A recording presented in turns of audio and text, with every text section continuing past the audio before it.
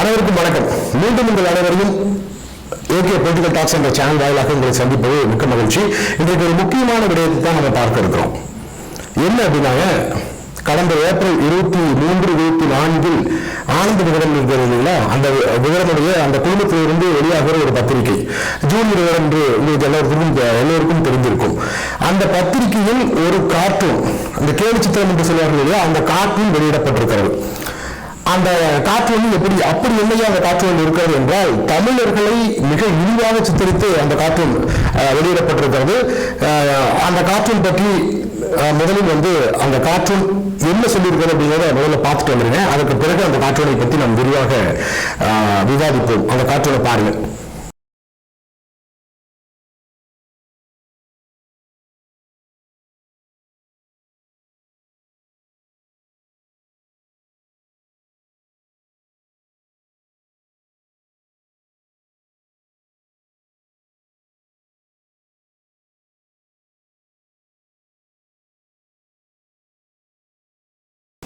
இப்போ அந்த கார்ட்டூனை பார்த்துருப்பீங்க. இந்த கார்ட்டூனில் பார்த்தீங்கன்னா, இதை உங்களுக்கு இன்னொரு முறை படிச்சு கூட காமிச்சிடுறேன். இதில் பார்த்தீங்கன்னா, அந்த கார்ட்டூனில் போடப்பட்டிருக்கிற செய்தி என்பது என்ன என்றால், ஐயா எடப்பாடியார் அவர்கள் இருக்கார் இல்லையா, இன்றைக்கு இருக்கிற எதிர்கட்சித் தலைவரும் அனைத்து இந்திய அண்ணா திராவிட முன்னேற்ற கழகத்தின் பொதுச் செயலாளராக இருக்கிற ஐயா எடப்பாடியார் அவர்களுடைய கைபேசி போன் இருக்குங்க. அந்த போன்ல ஒரு வாட்ஸ்அப் குரூப் இருப்பது போன்று, அதற்கு தலைப்பே கற்பனை ஸ்கிரீன்ஷாட் அப்படின்னு சொல்லி ஒரு தலைப்பு கொடுத்து போட்டிருக்காங்க. இதை செய்தவர்கள் நான் வரும் அப்படின்னு சொல்லி ஒருத்தர் தான் பதிவு பண்ணியிருக்காரு. இது பதிவு பண்ணியிருக்காரு.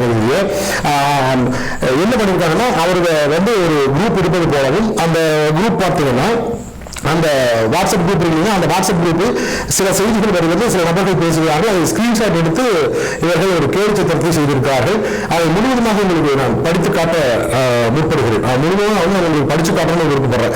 ஏன்னா அப்பதான் உங்களுக்கு முழுவதும் புரியும். இது ஜூன் 20 போட்டிருக்கு. அந்த குரூப்புடைய பேர் இருக்கிறது இல்லையா, அதில் தாமரை மேலே அப்படின்னு போட்டு 2 விரல்கள் மேலே வெளியேற்ற மாதிரி வச்சுட்டு ஷா திமுகன்னு போட்டிருக்காங்க. அதிமுக அப்படிங்கிறது இல்லாம ஷா திமுக அப்படின்னு சொல்லி ஒரு பிராக்கெட் போட்டு போடப்பட்டிருக்கிறது. அதில் இருக்கிற நபர்களாக குறிக்கப்படுகிற நபர்கள் மதிப்புக்குரிய அண்ணன் சி வி சண்முகம் அவர்கள், அண்ணன் ஜெயக்குமார் அவர்கள், அண்ணன் செல்லூர்ராஜ் அவர்கள், அண்ணன் உதயகுமார் அவர்கள், அண்ணன் தம்பியூர் அவர்கள், அண்ணன் எஸ்.பி. வேலுமணி அவர்கள், அமித்ஷா அவர்கள், ஐயா அமித்ஷா அவர்கள், இவங்க எல்லாம் மேல இருக்கிற மாதிரி காட்டியிருக்காங்க. இதுக்கு அட்மினாக ஐயா எடப்பாடியார் இருப்பது போல அவருடைய போனில் இருந்து ஒரு வாட்ஸ்அப் ஸ்கிரீன்ஷாட்டை போல செய்திருக்கிறார்கள். இதில் முதல் கேள்வி அண்ணன் சி வி சண்முகம் அவர்கள் கேட்கிற மாதிரி கொடுத்துங்க, புரட்சி தமிழரேன்னு போட்டிருக்காங்க. புரட்சி தமிழரே அப்படின்னு போட்டு ஒரு மதுக்கோப்பையோட போட்டிருக்காங்க. அதற்கு பிறகான செய்திகள் நான் உங்களுக்கு அந்த வீடியோ போட்டிருக்கேன். அதை நீங்க அந்த வீடியோ அந்த வீடியோ நிறுத்திட்டு பார்த்தீங்கன்னா முடிச்சு நீங்க படிச்சு பார்த்துக்கலாம். அதை நான் உங்களுக்கு கொடுத்துருக்கேன். இது எவ்வளவு ஒரு வன்மம் இருந்தா இந்த வேடன் குடும்பம் இதை செய்திருக்கும். தமிழர்கள் மீது எந்த அளவு இவர்களுக்கு வன்மம் இருக்கிறது என்று இதன் மூலம் காட்டுகிறது. இந்த ஒரு செய்தி மூலம் காட்டுகிறது. ஏன் நீங்கள் தமிழ்நாட்டில் நீங்கள் பிழைப்பு நடத்த வேண்டும், தமிழ்நாட்டில் நீங்கள் பத்திரிகை வைக்க வேண்டும். ஏறக்குறைய வேடன் குடும்பத்தில் 8 பத்திரிகைகள் வெளியாகிறது. 8 பத்தி ஆனந்த விகடன் தொடங்கி இப்பொழுது ஜூனியர் விகடன், ரிப்போர்ட்டர், பசுமை விகடன், அவல் விகடன், பக்தி விகடன், இது போன்ற 8 பத்திரிகை, மோட்டார் விகடன் போன்ற 8 பத்திரிகைகள் விட்டுக் கொண்டிருக்கிறார்கள். இதில் வருகிற பணத்தில் தான் இவர்கள் சொகுசாக வாழ்ந்து கொண்டிருக்கிறார்கள்.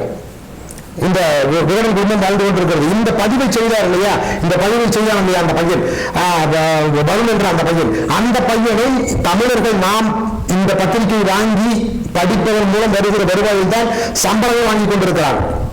அப்படிப்பட்ட அந்த நபர் எந்த அளவு வக்கரம் இருந்தால், இவர்களுக்கு தமிழர்கள் மீது எந்த அளவு வன்மமும் வக்கரமும் இருந்தால் இது போல பதிவுகளை செய்திருப்பார்கள்.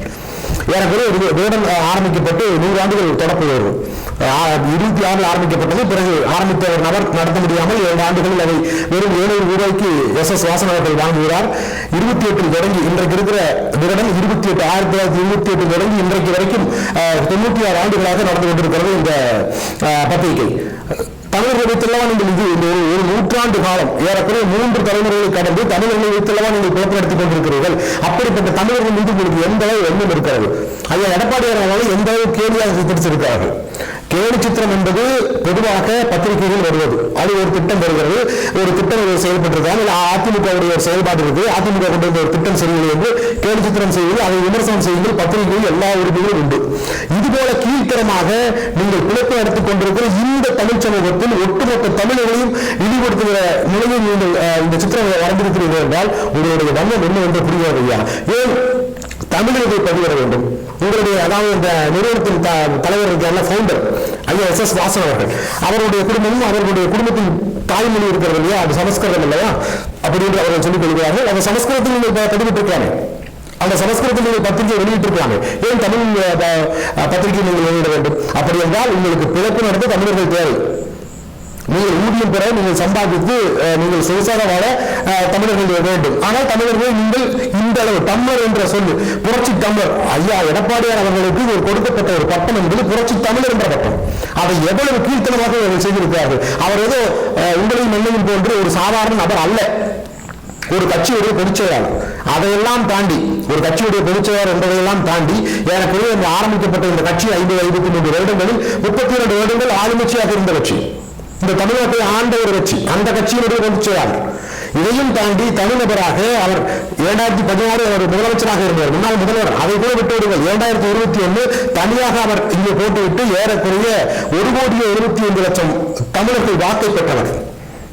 கிட்டத்தட்ட 1.25 கோடி தமிழர்களுடைய பெருமதிப்பை பெற்றவர் அவர். அப்படிப்பட்ட நபரை இங்கே அது இல்லாமல் இவர்கள் மீண்டும் குறிப்பிட்டிருக்கிற அந்த இதில் இருப்பவர்கள் எல்லாரும் அமைச்சர்களாக இருந்தவர்கள், இன்றைக்கும் சட்டமன்ற உறுப்பினர்களாக இருக்கிறவர்கள், அவ்வளவு ஏகோபித்த தமிழர்களுடைய ஆதரவை பெற்றவர்கள்.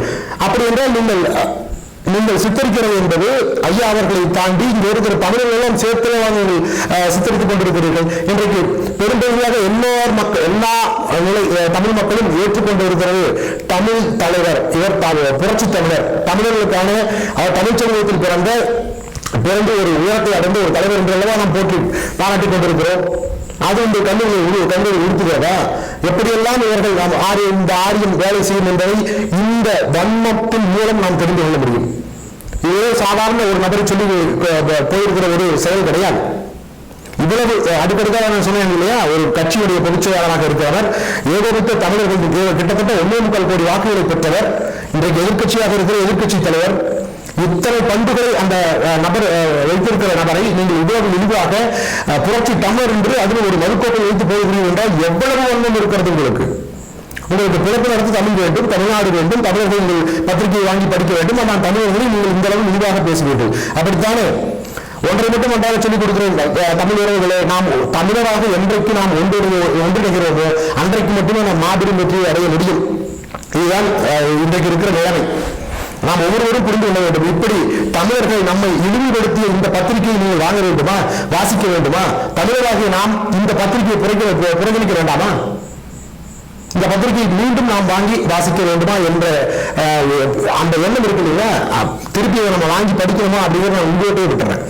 அவ்வளவு விரிவாக நம்மளை சித்தரித்துக் கொண்டிருக்காங்க. ஒவ்வொரு முறையும் தமிழர்கள் என்றால் இவர்களுக்கு அவ்வளவு விரிவாக தெரிகிறது. உலகம் முழுவதும் போற்றி ஒரு பேரினம் போற்றப்பட்டுக் கொண்டிருக்கிறது என்றால் தமிழினம். எத்தனை நாடுகள் தாண்டி 13 கோடி மக்கள் கொண்ட ஒரு பேரினம் தமிழர்கள். இவர்கள் தமிழ்நாட்டில் இருந்து கொண்டு நம்முடைய வரிப்படத்தில் வாழ்ந்து கொண்டு அதில் சலுகையை பெற்றுக்கொண்டு நம்மளை ஏமாற்றி நம்மிடமே அந்த பத்திரிகையை விட்டு இவர்கள் சொகுசாக வாழ்வார்கள். ஆனால் நம்மளை இந்தியாவை பேசுவார்கள். அப்படித்தானே ஒன்றை இரண்டாவது புரிந்து அதிமுகவில் இருக்கிற உறவுகள், முக்கியமாக அனைத்து இந்திய அண்ணா திராவிட முன்னேற்ற கழகத்தில் இருக்கிற உறவுகள் தயவு கூர்ந்து விகடன் குழுமத்தில் விற்கப்படுகிற அந்த 8 பத்திரிகை இருக்கிறதா, 8 பத்திரிகையும் புறக்கணியுங்கள். நமக்கு இந்த பத்திரிகை தேவையில்லை. அவர்கள் கொடுக்கிற இப்படி நம்ம இழிவுபடுத்திக் கொண்டு அந்த பத்திரிகையை படிக்க வேண்டும் என்ற தலையெழுத்து நமக்கு கிடையாது. தயவு கூர்ந்து புறக்கணியுங்கள். தமிழர்களாக தமிழ் உணர்வு கொண்ட நபர்கள் அனைவருக்கும் இந்த வீடியோவின் மூலமாக நான் சொல்லிக் கொள்கிறேன் என்றால், விகடன் குழுமம் பகிரங்கமாக இதற்கு மன்னிப்பு கேட்க வேண்டும். சம்பந்தப்பட்ட அந்த வரும் என்ற நபரை உடனடியாக பணி நீக்கம் செய்ய வேண்டும். பகிரங்கமாக அதே ஜூனியர் விகடனிலேயே தலைப்பு பக்கத்தில் தமிழர்கள் நான் இழிவாக சித்தரித்து எங்களுடைய தவறு என்று அவர்கள் மன்னிப்பு கேட்க வேண்டும். அதுவரை நாம் ஓயாமல் தொடர்ந்து குரல் கொடுக்க வேண்டும். அதற்கு இது என்னுடைய கூறல்களை எடுத்துக் கொள்ளுங்கள். அனைத்து இந்திய அண்ணா திராவிட முன்னேற்ற கழகத்தில் இருக்கிற உறவுகள் இந்த விடயத்தை மிகப்பெரிய ஒரு இடத்துக்கு நீங்கள் கொண்டு சென்றே ஆக வேண்டும். ஏனென்றால் இங்கே பதிக்கப்பட்டிருப்பது நம் தமிழ் இனமும் நம்முடைய பொதுச்செயலாளர் அவர்களுடைய பெயரும். நாம் ஒருபோதும் இதை விட்டுக் கொடுக்க கூடாது. அதற்காகத்தான் இந்த காணொலி.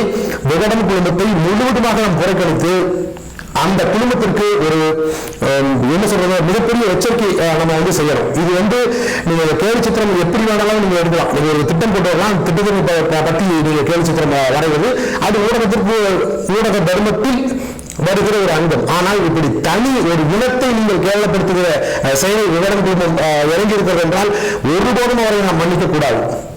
அதனால்தான் இந்த வீடியோ. நன்றி, வணக்கம்.